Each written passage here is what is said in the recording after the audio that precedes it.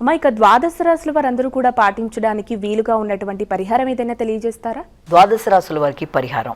12 రాశుల వారికి, మేషరాశి నుంచి మీనరాశి వరకు 12 రాశుల వారికి కూడా ఈ రోజున వీలైనంత వరకు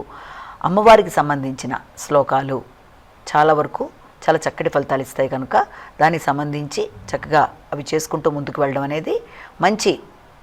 అభివృద్ధికి అవకాశం ఉంటుంది కనుక దానికి సంబంధించిన విషయాల్లో ఎక్కువ దృష్టి సారిస్తూ ముందుకు వెళ్ళినట్లయితే అన్నీ అనుకూలంగా ఉంటాయి. అలాగే కనకదార స్తోత్రం కానీ, అలాగే లక్ష్మీదేవికి సంబంధించిన దేవాలయ సందర్శన కానీ, అష్టలక్ష్మి టెంపుల్కి వెళ్ళడం కానీ, ఒకవేళ వీటి దేనికి మీకు అవకాశం కనుక లేనట్లయితే తప్పనిసరిగా మీ ఇష్టదైవాన్ని ప్రార్థించుకుంటూ ముందుకు వెళ్ళినా కూడా అది కూడా చాలా మంచి ఫలితాన్ని ఇస్తుంది కనుక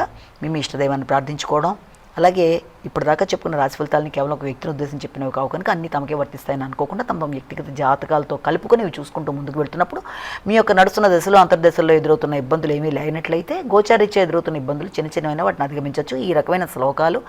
ఈ రకమైన ఈ చిన్న విషయాలంటే మనం చెప్పిన దేవాలయ సందర్శన కానీ, వ్యక్తిగత దేవతల్ని ప్రార్థించుకోవడం ద్వారా కానీ